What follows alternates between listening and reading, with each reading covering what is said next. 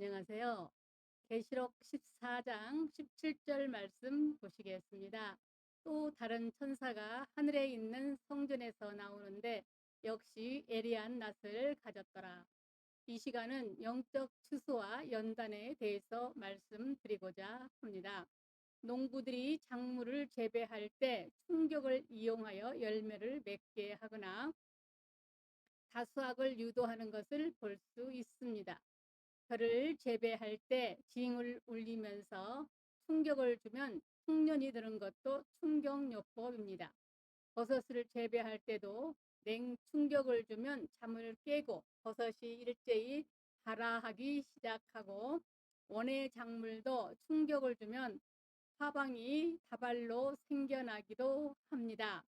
우리가 알곡이 되어야 하는 이유는 마태복음 3장 11절로 12절에 하신 말씀대로 알곡을 모아 곡간에 드리고 쭉정이는 꺼지지 않는 불에 태우리라 하신 말씀 때문입니다. 천국에 열매 맺지 못한 인생 쭉정이가 갈 곳은 꺼지지 않는 불 위엔 없습니다. 이 말씀으로 충분한 충격이 되셨으면 합니다.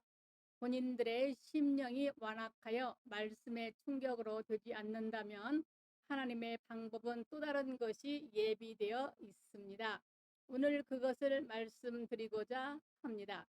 우리는 앞에서 여름 추수, 즉 보리와 미래 추수를 배경으로 한 추수에 대해서 배웠습니다. 그런데 오늘부터는 포도를 추수하는 가을 추수가 나옵니다. 이스라엘의 두 종류의 추수처럼 하나님께서 택한 자를 천국 창고에 들이시기 위해서 두 방향에서 추수가 이루어지고 있습니다. 두 방향의 성화의 과정을 가정이라 할 수 있는데, 즉 전자가 말씀을 통해서 이루어진다면 오늘 말씀드린 후자는 연단을 통해서 이루어지는 것을 보여줍니다. 그럼 연단을 통한 성화 과정은 어떻게 이루어질까요? 연단 역시 말씀을 근거로 이루어집니다.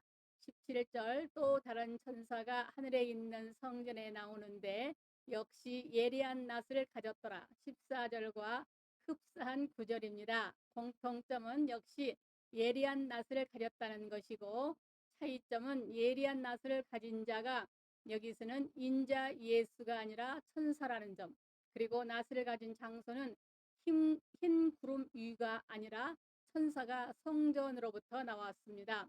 그런데 포도 추수에도 예리한 낫을 가졌다는 것은 이 역시 천국의 알곡과 한 맥락이라는 것이고, 연단 역시 구원을 향한 정확한 하나님의 말씀을 기반으로 한다는 것을 보여준 것입니다. 연단이란 알고 보면 행동으로 주어지는 하나님의 말씀임을 시사합니다. 그래서 우리가 연단을 받을 때 하나님의 의도를 충분히 깨달아야 합니다. 하나님의 연단의 손길이 아무리 자상하고 분명해도 이것을 왜 이런 연단을 주셨는지 말씀 안에서 깨닫지 못한다면 그것은 열매 없는 고통으로 끝나고 맙니다. 벌하면서도 왜 매를 맞아야 하는지 알게 하지 않는다면 체벌이 아니라 아무 교육적인 효과가 없는 폭행이 되고 말 것입니다. 그래서 교육학에서 체벌의 10대 원칙 중에 가장 중요한 것은 왜 체벌받는지 깨닫게 하는 것입니다. 그래서 야고보는 시험에 대해서 말한 후에 너희 중에 누구든지 지혜가 부족하거든 모든 사람에게 후히 주시고 꾸짖지 아니하시는 하나님께 구하라. 그리하면 주시리라. 오직 믿음으로 구하고 조금도 의심하지 말라. 야고보서 1장 5절로 6절 말씀은 권면하고 있습니다. 그것을 알 때에 우리는 진실로 감사할 수 있고 하나님의 원하시는 의도대로 순종할 수 있습니다. 그래서 사사기 4장을 보면 하솔왕 야빈이 쳐들어왔을 때 바락 장군이 여사사 드브로와 함께 하지 않으면 가지 않겠다고 말합니다. 여기 바락은 바락이란 뜻으로 징계의 상징이요 드브라는 꿀벌이라는 뜻의 말씀의 상징입니다. 아무리 벼락쳐도 깨닫지 못한다면 소용이 없습니다. 그래서 둘이 함께 가서 야빈을 대적한 결과 대승을 거두었습니다. 이 사사기 말씀은 연단과 말씀의 관계를 보여주는 한 폭의 좋은 그림입니다. 그러므로 연단을 받을 때 지혜를 구해서 그 연단의 의미를 진실로 깨달아 기뻐하고 하나님께 감사하면서 더욱 회개하고 순종하여 바른 믿음의 생활을 하시기 바랍니다. 연단은 거룩한 제사장을 목표로 이루어집니다. 17절 또 다른 천사가 하늘에 있는 성전에서 나오는데 역시 예리한 낫을 가졌더라. 이 구절에서 또 하나 생각해야 할 것은 예수님의 몸의 추수와는 달리 천사가 하늘 성전에서 나와 추수하고 있다는 것입니다. 천사가 발출하는 장소가 다양합니다. 15절에는 천사가 그냥 성전에서부터 나옵니다. 그런데 17절에서는 하늘에 있는 성전이라 하여 성전의 장소를 강조합니다. 그런가 하면 19절에서는 천사가 제단으로부터 나옵니다. 그것은 여기에 담긴 어떤 상징적인 의미가 있기 때문입니다. 그런데 본문의 천사가 하늘 성전에서 나왔다는 것은 하늘 성전 안으로 추수하겠다는 것입니다. 즉 땅에서 땅의 논리와 습관대로 살아가고 있는 사람들을 하늘의 논리와 삶으로 살아가는 하늘의 사람으로 만들기를 원합니다. 그런데 하늘 성전이므로 우리가 죄를 벗어나 거룩한 제사장이 되기를 원하시는 것입니다. 베드로전서 2장 1절로 5절에 그러므로 모든 악독과 모든 기만과 의식과 시기와 모든 비방하는 말을 버리고 갓난 아기들 같이 순전하고 신령한 젖을 사모하라. 이는 그로 말미암아 너희로 구원에 이르도록 자라게 하려 함이라. 사람에게는 버림바가 되었으나 하나님께는 택하심을 입은 보배로운 산돌이신 예수께서 나아가 너희를 산돌같이 신령한 집으로 세워지고 예수 그리스도로 말미암아 하나님이 기쁘게 받으실 신령한 제사를 드릴 거룩한 제사장이 될지니라 하신 말씀과 같습니다.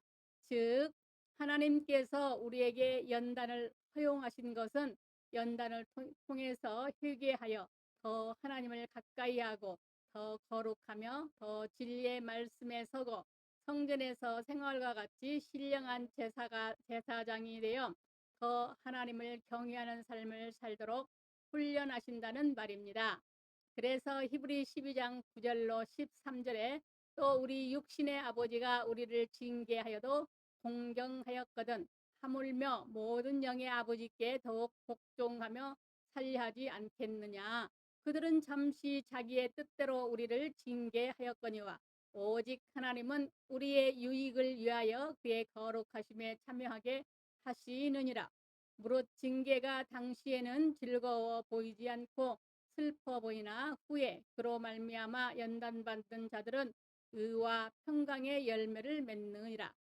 그러므로 피곤한 손과 연약한 무릎을 일으켜 세우고 너희 발을 위하여 곧은 길을 만들어 저는 다리로 하여금 어그러지지 않고 고침을 받게 하라 했습니다. 그러니까 연단을 통해서 제사장과 같이 더 겸손해지고 순종하고 깨뜨려지고 온유하고 충성된 마음으로 하나님을 섬기길 원하시고 계십니다.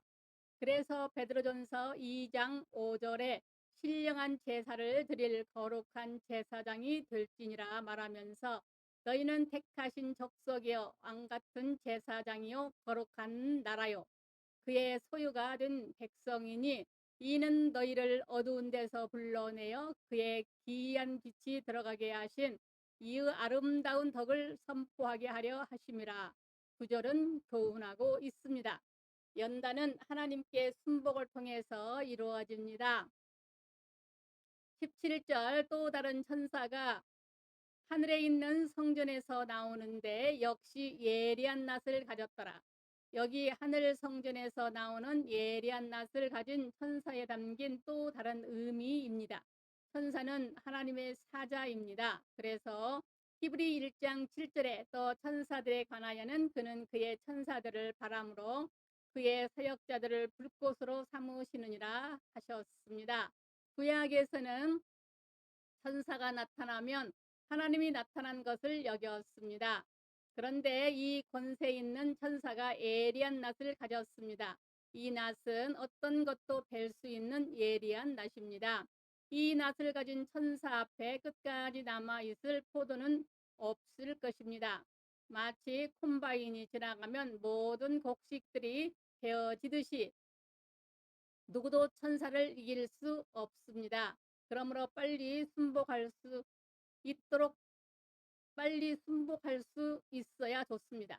야곱이 천사와 씨름해서 천사를 이겼지만 실제는 이긴 것이 아니고 다급한 나머지 천사를 붙잡고 축복하기 전에는 놓지 않겠다고 놔주지만 않았던 것이 그 전부였습니다. 도리어 야곱은 온 밤을 천사와 씨름하다 기진맥진하여 도망할 힘조차 없었고 천사에게 맞아 환도뼈가 이골되어 걸을 수조차 없었기에 하나님이 돕지 않으면 난 살 수 없다고 축복해 달라고 하나님 앞에 두 손을 든 것입니다.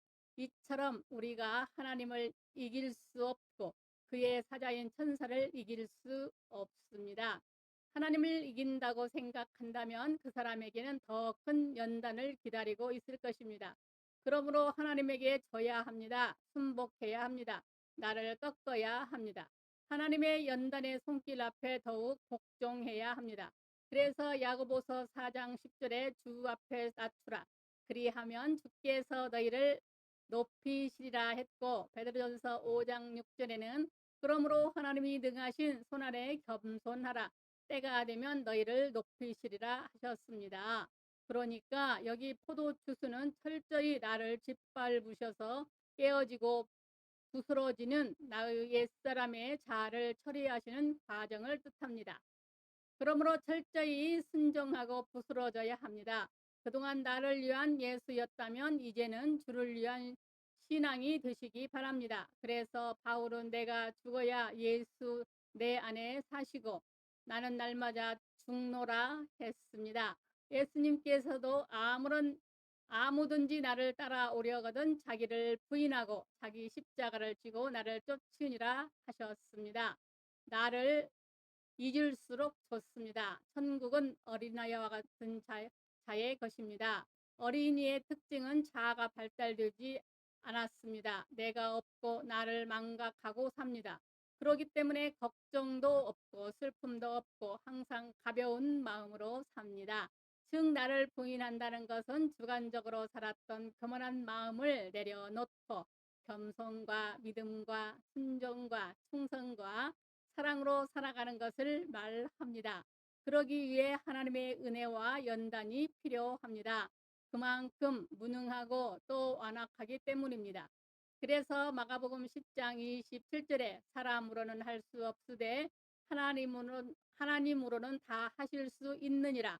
마태복음 10장 27절은 말씀하셨고 잠언 21장 15절에도 왕의 마음이 여호와의 손에 있으며 마치 보의 물과 같아서 그가 임으로 인도하시느니라고 하셨습니다. 내가 왕이 되어 자행자지하려 한다 해도 하나님이 도우시면 무릎을 하나님 앞에 꿇을 수밖에 없습니다. 그래서 연단에 반드시 은혜 속에서 진행되어야 합니다. 성령의 역사가 없으면 변화가 되지 않기 때문입니다. 그러므로 하나님 앞에 순복하고 엎드려지는 것이 연단받는 중요한 방법입니다. 말씀과 기도와 말씀은 우리가 천국 갈 때까지 철저히 고수해야 할 은혜입니다. 그리고 기도할 때도 연단을 물리쳐 달라고 하는 기도보단 이 연단 속에서 내가 더 깨닫고 참신앙을 각성할 수 있게 해달라고 기도해야 합니다. 사랑하는 여러분, 하나님께서는 이 시간도 우리를 참 믿음으로 사람으로 만드시기 위해서 연단의 손길을 거두지 않고 계십니다. 우리 예수님도 고난을 통해서 순종함을 배우신 것과 같이 하나님께서도 우리를 연단을 통해서 깊이 체득시키며 교육하고 계십니다. 누구도 하나님을 이길 자는 아무도 없습니다. 그러므로 순순히 그리고 온전히 하나님을 섬기는 하늘에 속한 제사장이 되시기 바랍니다. 우리 모두 우리의 삶을 믿음의 훈련 상황으로 이해하시고 더 하나님과 그 말씀 앞에 나아가고 더 회개하여 더 기쁨으로 하나님을 사랑하고 그 말씀에 순종하는 성숙한 성도들이 다 되시기 바랍니다. 감사합니다. 우리 주 예수 그리스도의 이름으로 사랑하고 축복합니다. 아멘.